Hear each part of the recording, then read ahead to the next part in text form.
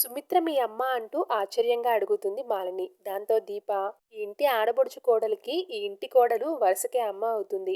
ఆవిడ్ని నేను అమ్మలాగానే చూస్తాను అంటూ కవర్ చేస్తుంది దీప.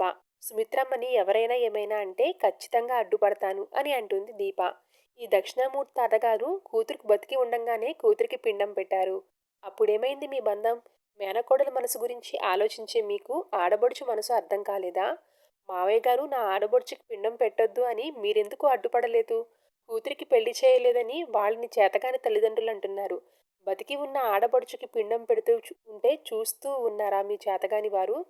మీ చేతల గురించి ఎవరికీ తెలియదనుకుంటున్నారా? అంటూ ఉంటుంది దీప. ఏయ్! అది మా ఫ్యామిలీ విషయం. దాన్ని ప్రశ్నించడానికి నువ్వు సరిపోవు అని అంటుంది మాలిని. మరి ఇది వీళ్ళ ఫ్యామిలీ. ప్రశ్నించడానికి మీరు సరిపోరు అని అంటుంది దీప. ఆ మాటతో దశరథ, శభాష్ దీప! నా మనసులో మాట నువ్వు చెప్పావు. చూడు మాలిని, నా చెల్లెలు కోడలు చెప్పిందంటే నేను చెప్పినట్టే. నా కూతురి పెళ్లి ఎలా చేయాలో, ఎప్పుడు చేయాలో, ఎవరితో చేయాలో నాకు బాగా తెలుసు అని అంటాడు దశరథ.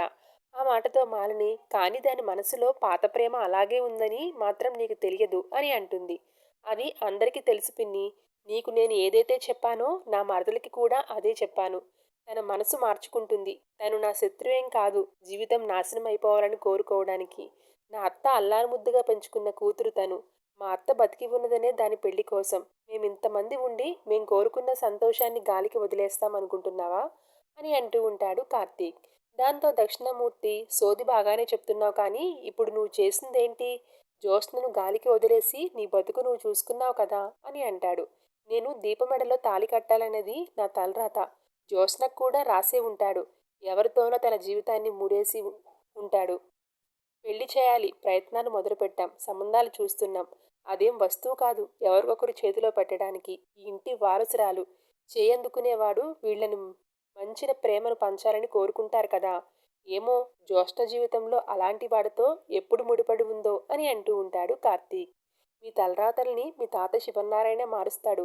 బిజినెస్ ఎలా చేయాలో తెలుసు కానీ మనవరాలి పెళ్లి మాత్రం చేయడం చేత కావట్లేదా అని అంటూ ఉంటాడు దక్షిణమూర్తి.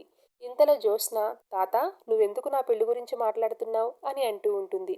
తాత అని పిలిచావు కదమ్మా, అందు గురించే మాట్లాడుతున్నా అని అంటూ ఉంటాడు దక్షిణమూర్తి.